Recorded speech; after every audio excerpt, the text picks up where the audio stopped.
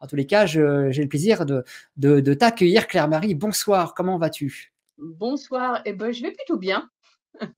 Eh ben, c'est un plaisir de te recevoir, Claire-Marie. Et comme je l'ai fait pour nos précédents conférenciers, si tu me le permets, j'aimerais te présenter officiellement et pour résumer un petit peu qui tu es aux gens qui suivent ce live. Parce que comme je le disais, voilà, tu es issu d'un autre univers qu'on ne connaît pas forcément. Et tu es la seconde autrice, je ne sais pas comment on dit, Oui. qui sera présente sur cet événement, qui est issu du corps médical. Et dans ton cas, du corps hospitalier, puisque tu es chercheuse et psychologue clinicienne. Mais alors, ce qui est assez intéressant, c'est que tu es également praticienne d'une discipline qui est un peu particulière, car tu as été formée aux arts de la médecine chamanique il y a 20 ans. Et du coup, tu œuvres à intégrer certains de tes enseignements dans ce milieu hospitalier occidental. Alors, c'est assez intéressant. Et du coup, je trouvais ça intéressant justement de t'inviter cette année parce que selon moi, on est en train de passer les portes d'un nouveau paradigme qui est en lien avec un retour aux enseignements sacrés, tu vois. Philippe Bobola le disait très bien qu'on doit revenir un peu aux enseignements primordiaux. On a une perte de quelque part, on est en perte un peu de soi-même dans ce monde matériel et quelque part il y a un retour aux origines et forcément aux enseignements sacrés et primordiaux. Et avec Cornélia Gauthier, pardon, qu'on a reçu tout à l'heure, eh bien, je pense que tu es une des pionnières capable de remuer un peu finalement le monde scientifique dans lequel tu es issu, un peu comme un cheval de Troie qui va venir un petit peu, je dirais, apporter ou parasiter le monde scientifique, mais d'une bonne manière, si je puis dire. Et tu as écrit d'ailleurs à ce sujet 2 ouvrages aux éditions Trait Daniel qu'on va présenter juste après.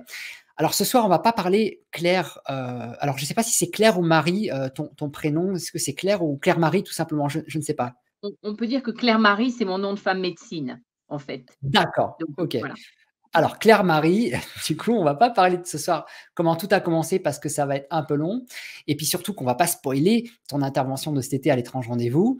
D'ailleurs, si les gens veulent en savoir un peu plus sur toi, ils peuvent aller sur la page de l'étrange rendez-vous, hein. Il y a ta fiche qui est présente. On peut en prendre connaissance. Mais moi, pour commencer, Claire-Marie, j'ai une question qui me brûle les lèvres depuis que j'ai fait ta connaissance. C'est comment on fait pour intégrer des pratiques dites chamaniques au jour le jour dans un hôpital qui, d'une certaine manière, est un peu le lieu même de la consécration de la recherche scientifique, si je peux me permettre. D'accord. Alors juste un tout petit détail, mon premier livre, Comment je suis devenue chamane, était paru chez Fayard et après aux éditions Livre de poche. Je sais pas, voilà. D'accord, on va le Enfin, noter. et Trait D'accord. Daniel, mon deuxième livre. Hem, En fait, c'est quelque chose qui se fait au jour le jour, finalement, à l'intérieur de la relation, que je développe avec mes patients en individuel.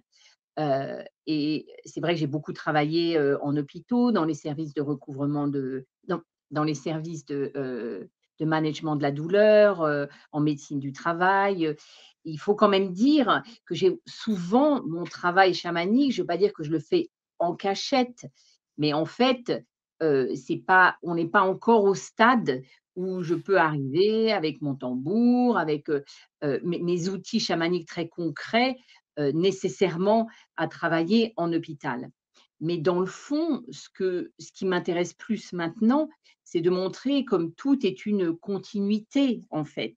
La médecine chamanique, c'est une façon de penser l'invisible et elle nous offre des outils pour, recouvrer notamment dans les cas de traumatisme, d'aller chercher les parties échappées de l'âme des gens. Mais dans le fond, je crois ce qui se passe aujourd'hui, c'est qu'on assiste à une continuité et en fait, par exemple, on peut penser qu'un oncologue ou un chirurgien, par exemple, un chirurgien avec qui j'ai travaillé, qui était un chirurgien qui s'occupait de faire des opérations de reconstruction, des seins, en fait, était un homme avec une ouverture de cœur, extraordinaire et il faisait on peut dire, du travail chamanique, mais sans le savoir. Donc moi, Ah, ce qui m'intéresse aussi, c'est ou sans poser des mots sur l'invisible. Donc mmh. ce qui m'intéresse plus, c'est comment mes 2 casquettes, le fait qu'effectivement, je peux être embauchée comme psychologue et on va me demander de travailler avec des gens qui viennent avec des symptômes que la médecine occidentale va traiter d'une certaine façon. Comment, en travaillant avec les outils chamaniques de l'invisible ou même avec la capacité d'être présent à l'invisible et de ne pas en avoir peur, on peut créer des ponts. J'arrive pas dans un service d'oncologie où avec un tambour, je soigne quelqu'un qui a un cancer, alors que en prétendant que la chimiothérapie, ça sert à rien. Ça Bien m'intéresse pas sûr. du tout ça. Oui. Moi, ce qui m'intéresse, c'est de travailler avec ce qui est et de soutenir les soignants, qui ont des intuitions très profondes dans leur reliance avec leurs patients, mais qui savent pas quoi en faire Mmh. et de trouver des ponts pour montrer que justement les médecines peuvent se compléter et que, le génie de la médecine allopathique qui a sauvé des vies, il faut pas le enfin il faut pas, je suis pas là pour dire ce qu'il faut faire, mais Mmh. moi ça m'intéresse pas de l'opposer avec les traditions, primaires. Ce qui Mmh. m'intéresse, c'est de montrer comment, on est tous effectivement, on est fabriqués par des modèles qui peuvent nous enfermer quelquefois et de trouver d'autres portes d'entrée pour permettre aux vraies intuitions des gens, de faire leur travail de guérison, en fait. C'est ça qui Mmh. m'intéresse Mmh. et peut-être et je crois que mes 2 casquettes et le fait que j'ai passé des années à me questionner sur c'est quoi un modèle thérapeutique? Qu'est-ce qu'on fait quand on soigne? Et que j'ai cette formation de psychologue, elle me sert un peu comme on va dire un musicien de jazz va faire des improvisations extraordinaires Oui. Mmh. sans avoir appris le solfège et les règles du jazz ou de la musique classique, il ne saura pas faire et c'est un peu Mmh. ça. J'ai envie de dire, je crois que quelquefois mon travail de psychologue et mes longues années de formation, elles me servent de fil pour faire, pour danser de façon chamanique dans des milieux qui ne sont pas habitués à entendre comment on peut, parler de l'invisible. On peut parler d'une un peu tu prenais cet exemple très intéressant d'un joueur de jazz qui est dans l'improvisation et qui dit improvisation dit forcément un fil intuitif quelque part à suivre le rythme, à improviser.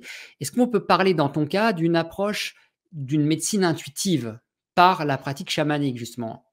Bah, je pense que, je veux pas m'approprier ça parce que tous les grands docteurs sont intuitifs. Oui, Un vrai docteur, même s'il est enfermé dans des trucs allopathiques, ça oui. va être son intuition qui va lui faire poser la question au patient, qui va faire qu'il va, il va dire: «Ah bah, vous prenez ces médicaments». Il va le dire d'une façon où son cœur va vibrer d'une certaine façon et ça va aider aux médicaments de marcher.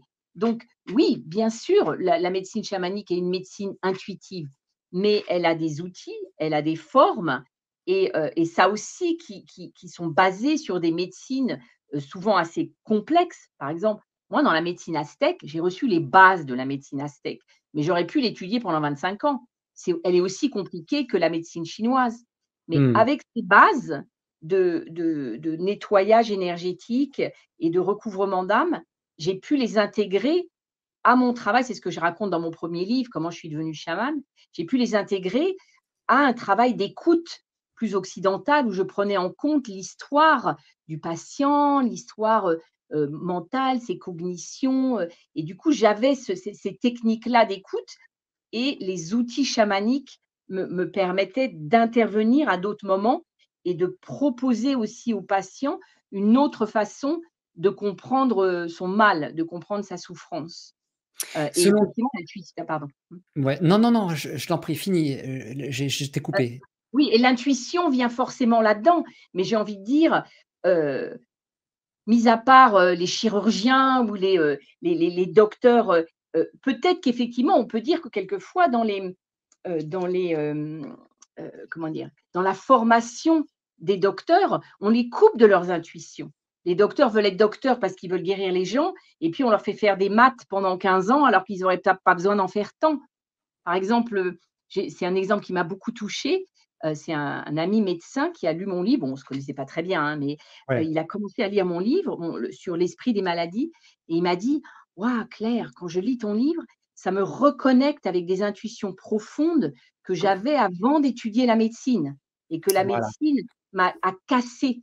Donc il faut Mmh. pas casser du dos sur le mais Oui, c'était très émouvant pour moi parce que je me ouais. suis dit: «Voilà, c'est que ça le but de mon livre, c'est de Mmh. faire que les gens ça ouvre leur cœur et ils se reconnectent à leur capacité d'utiliser d'autres niveaux de conscience, Mmh. qui n'est une conscience qui n'est pas seulement attachée à l'hémisphère gauche, plus logique, plus rationnel, plus Mmh. matériel, Mmh. plus, Mmh. Mais alors, par exemple, comment pourrais-tu expliquer à une personne on va prendre l'exemple clair d'un zététicien, qui selon lui, la médecine, la science est affaire de faits factuels, d'enseignements, précis, de choses qui ont été démontrées, montrées.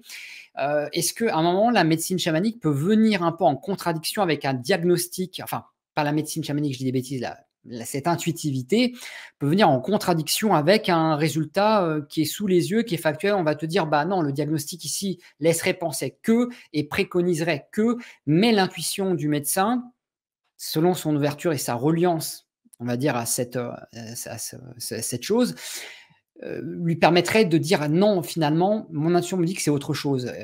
Est-ce qu'on ne rentre pas en contradiction un peu avec, le alors dur? moi, j'ai pas envie d'employer le mot «contradiction», Ouais, puisque si les faits disent que ça, mais j'ai plus envie d'employer le mot de complémentarité. c'est ça, C'est-à-dire oui, que le patient, oui, il on lui donne des faits sur son corps, voilà, machin et cetera, ouais, mais il n'a pas besoin de les opposer.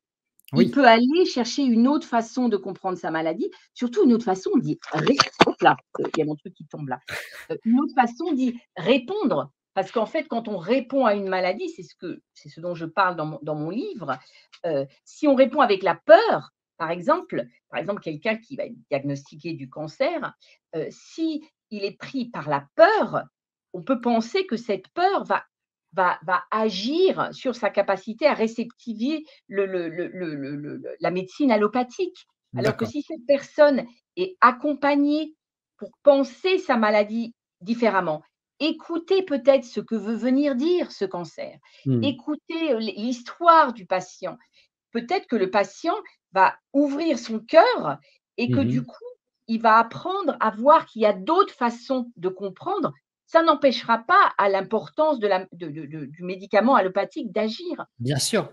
On peut peut-être penser, je peux pas être sûre, mais que des cancers qui récidivent, c'est peut-être, hein, je dis rien de ce que je dis n'a Oui, oui, valeur de vérité. C'est ouais. une hypothèse, mais peut-être que c'est des cancers dont on n'a pas entendu l'esprit ou, il y a ça d'abord et puis aussi en Occident, on ne pense les choses qu'en termes de finalité, que si on Mmh. meurt, c'est la fin.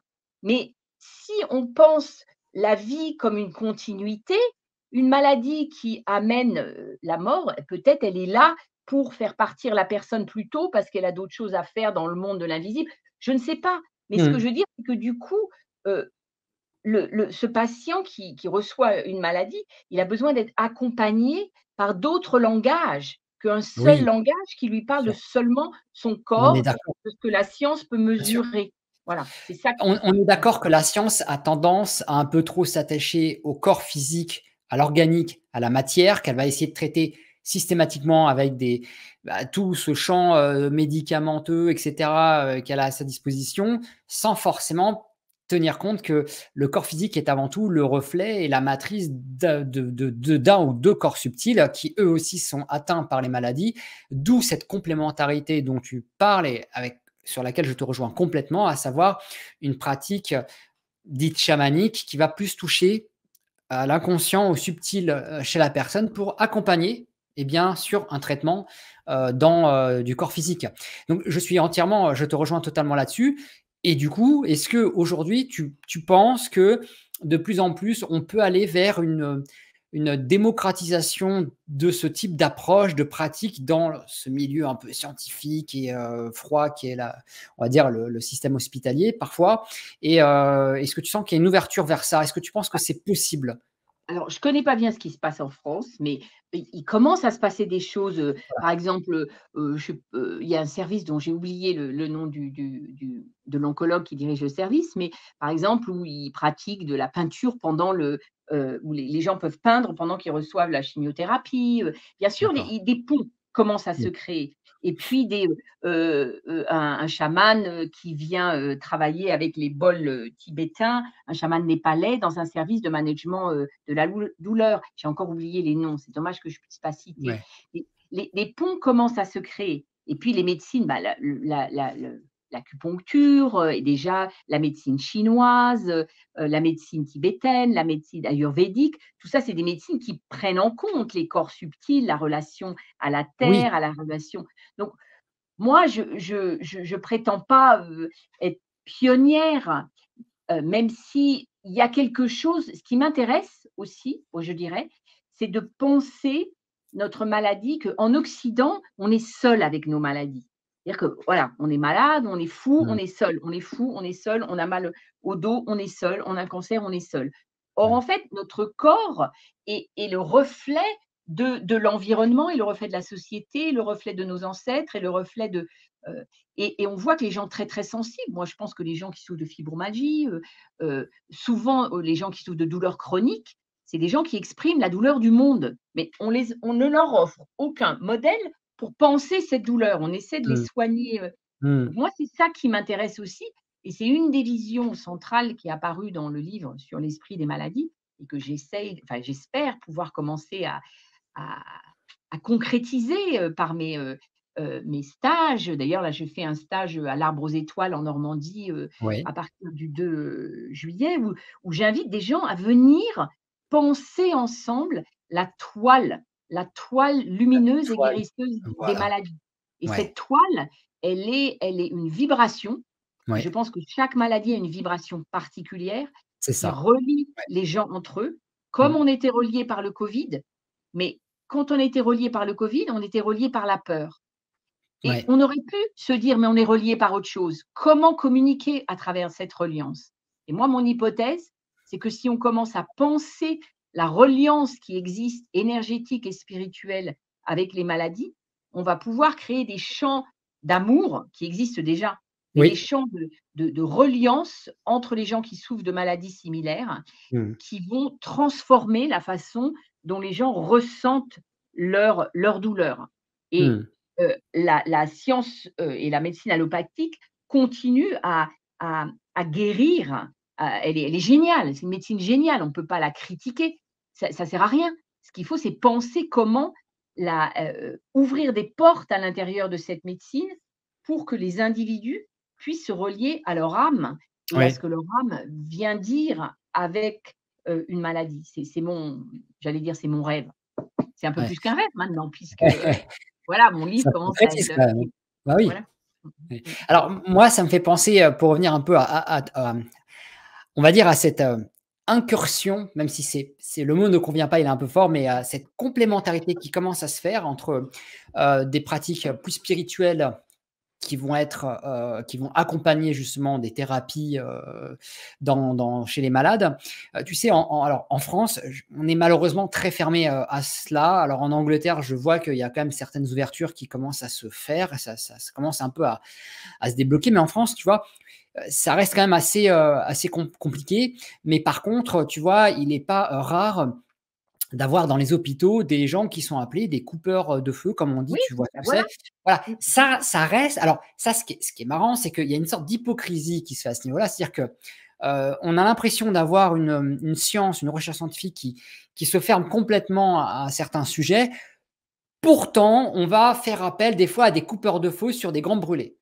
Autre exemple, on a dans les enquêtes policières, on va faire appel à des fois à des médiums, comme Mmh. Geneviève Delpech, hein, pour la citer, que je salue au passage si elle regarde ce live, pour essayer de résoudre certaines enquêtes. Donc tu vois, quelque part, il y a toujours une volonté de laisser quand même rentrer un peu une part du subtil, dans cette matière, mais quelque part, la porte n'est pas grande ouverte, hein. On sent qu'il y a quand même, certaines réticences, ça bloque un peu, quoi.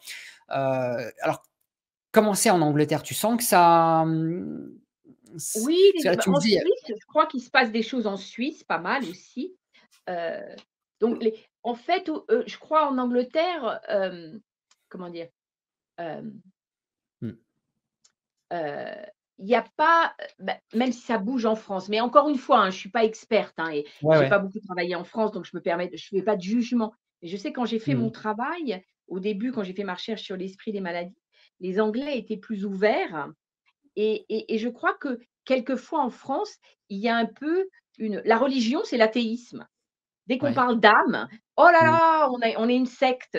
Dès ouais, ouais, qu'on, voyez, tu vois, il y a, en Angleterre, dans les écoles, au moment de Noël, tout le monde fait, la nativité et alors Oui. il y a les petits Africains, les petits Indiens qui sont les enfants de Jésus. Tout le monde se mélange, on s'en fout.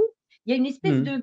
de connexion autour de la Oui, spiritualité qui est moins tout de suite en France, tout doit être laïque. Mais oui. on est ça donc il y a je pense que ça joue et Mmh. puis aussi, en tous les cas, en psychologie, la prédominance de Freud a énormément, influencé la psychologie, française et Freud, c'est pas Jung. Jung, il a pensé l'inconscient collectif, alors que Mmh. Freud, il a pensé la psyché comme vraiment quelque chose d'intrapsychique et ça commence tout doucement à s'ouvrir. Par exemple, je peux donner un exemple intéressant. Il y a un mouvement qui maintenant existe en France, qui est assez développé, qui s'appelle le mouvement des entendeurs de voix. Moi, il y a Mmh. 25 ans, il y a 20 ans en Angleterre, je faisais mon DESS sur les entendeurs de voix. C'est-à-dire, c'est un mouvement qui pense que le fait d'entendre des voix, c'est pas forcément un signe de psychose, c'est une expérience humaine naturelle. C'est vrai que les gens qui souffrent de psychose, les gens qui ont subi des traumatismes, entendent plus de voix que des gens qui n'ont pas subi et des voix Mmh. négatives. Mais Mmh. l'idée, c'est de ne pas le médicaliser et donc Mmh. d'offrir des champs de parole où les gens parlent de cette expérience. Bah, D'accord. ce mouvement, il est venu en France beaucoup plus tard qu'en Angleterre et je pense que ça, c'est dû, je pense, c'est mon hypothèse, hein, à la prédominance de la pensée freudienne sur la Ouais. psychologie et la psychiatrie, française. Mais tout ça, D'accord. ça commence à bouger et en fait, je Ouais. crois ça bouge parce que le monde bouge. C'est-à-dire que moi, je pense que j'ai pu écrire ce livre parce que les champs commencent à bouger, donc j'ai été soutenue par le monde. Donc oui, j'ai répondu à cet appel, Mmh mais dans le mh. fond, l'appel de l'esprit des maladies, il vient pas que de moi, mais comme, Mmh. Bien sûr. donc Mais voilà. je pense que alors quand je dis pionnière, j'ai dit tout à l'heure pionnière avec Cornelia Gautier de ce genre de sujet. Disons qu'il y a des connaissances qui se perdent, il y a des choses vers lesquelles on commence à revenir et qu'à un moment il faut des porte-paroles, il faut des représentants de certaines choses, des auteurs comme toi et comme d'autres qui vont pouvoir, on va dire, réintégrer progressivement certaines de ces vérités un peu oubliées, de ces pratiques oubliées et je trouve que c'est bien, justement. C'est ce que je pense être l'entrée dans un nouveau paradigme où on va pouvoir peut-être réintégrer aujourd'hui une science du sacré, des connaissances sacrées qui vont permettre justement de peut-être finalement de d'arranger ces guérisons, de les amplifier, de les accompagner, tu vois, voilà.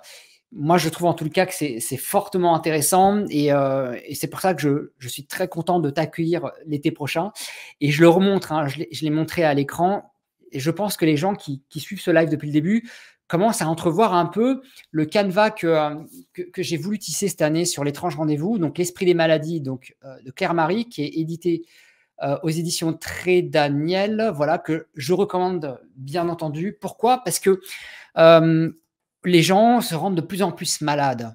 On est aux portes d'incertitude, d'un futur sombre, inquiétant. Et moi, je vois autour de moi des gens qui se rendent malades, donc qui commencent à développer des symptômes inquiétants. Et je trouve qu'il était important, plus que jamais pour cette session, eh bien, qu'on est vraiment dans cet arc de troisième session sur les voies de l'intuition, qu'on ait vraiment quelque chose qui soit aussi porté sur les maladies et comment on peut les aborder d'une autre manière. En tous les cas, Claire-Marie, moi, je tenais vraiment à te remercier par avance d'avoir accepté l'invitation cet été du 26 au 28 juillet, d'avoir accepté de venir nous parler un peu justement de cet environnement dans lequel tu évolues et ce que tu peux y apporter ce soir. Donc, merci d'avoir été présente.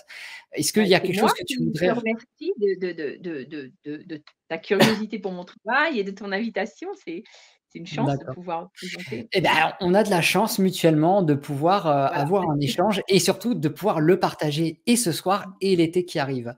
Donc voilà, je voulais te remercier, Claire-Marie, encore une fois. Tu conclus ce live magnifiquement bien et on a hâte de te retrouver. Je précise, bien entendu, j'ai oublié de dire que tu feras et dispenseras un atelier sur l'événement. Alors, est-ce que, rapidement, on a oublié d'en parler, est-ce que en 2 minutes, tu peux nous en dire un peu plus sur ce que tu vas proposer sur cet atelier, justement? Alors, effectivement, ce que j'ai envie, c'est de permettre aux gens, je crois qu'il y en a 2, mais je vais être complètement honnête parce que j'aime bien être transparente. Il y en a un, j'ai oublié le thème, mais je sais qu'il y en a un sur la toile lumineuse, et guérisseuse des maladies, et donc ce que j'ai envie de proposer, c'est d'être ensemble pour aller visiter une vibration à travers le chant, à travers, donc on verra qui se sentira appelé, de venir à cet atelier, mais je crois c'est l'idée de vraiment apprendre à être ensemble et réouvrir nos cœurs à une Oui, façon de penser, la maladie différemment, et de ne pas voir oui, la maladie comme quelque chose de seulement destructeur et de lourd, mais de voir la maladie comme une opportunité de reliance, en fait. oui, tout Heu à fait. et donc de pouvoir Exactement. faire vivre à un petit groupe, je ne sais pas 10, 15, je ne sais pas combien viendront, et Mmh. quand même le propre du chaman, c'est Ouais. qu'en fait on répond à ce qu'il y a. Donc en fait, c'est Mmh. quand même les chamans modernes qui disent: «Bon, bah, venez, je vais vous proposer ci, vous proposer ça». Mais dans le fond, dans la réalité, le chaman, il vit, à l'orée du village, et on l'appelle pour quelque chose. Donc en fait, Bien j'ai sûr. aussi envie de dire que oui, je vais proposer avec ce thème, mais finalement, les personnes qui se sentiront appelées de venir à ce petit workshop, c'est eux qui vont éveiller mon cœur d'une façon particulière pour D'accord. aller ouvrir l'invisible et pour qu'on aille co-créer quelque chose, ensemble. Voilà. D'accord.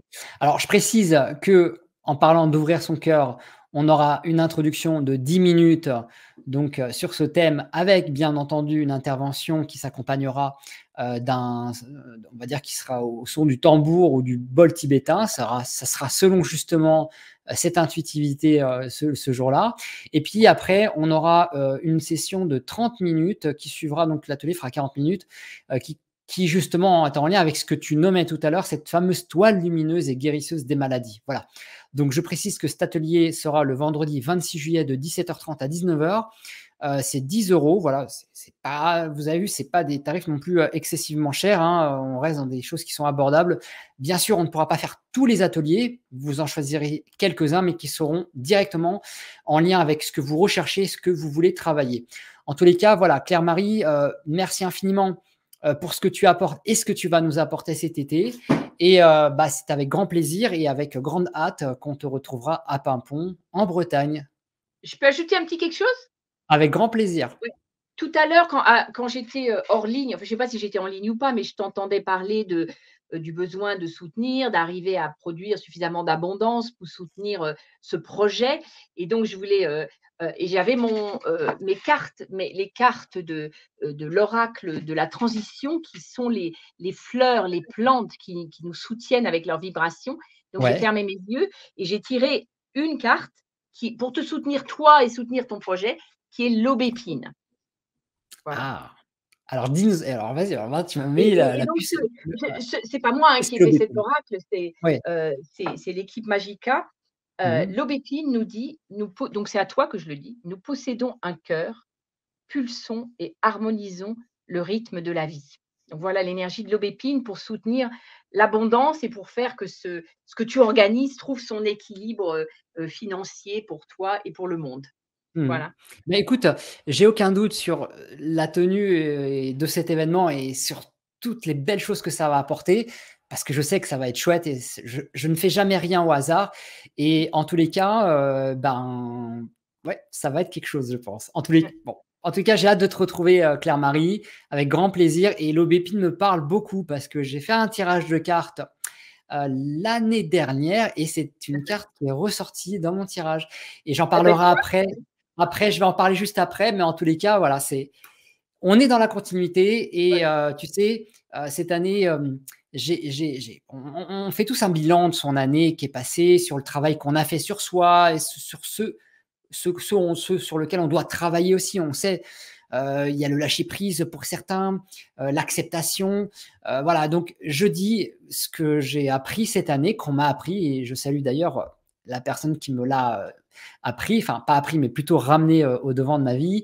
Advienne ce que pourra, et j'ai parfaitement confiance en cet événement et en la qualité des gens qui vont y être, et voilà, tout est fait, tout s'est déjà produit, et je ne fais que, voilà, je ne fais que suivre cet écho, qui va nous mener à tous ces échanges cet été.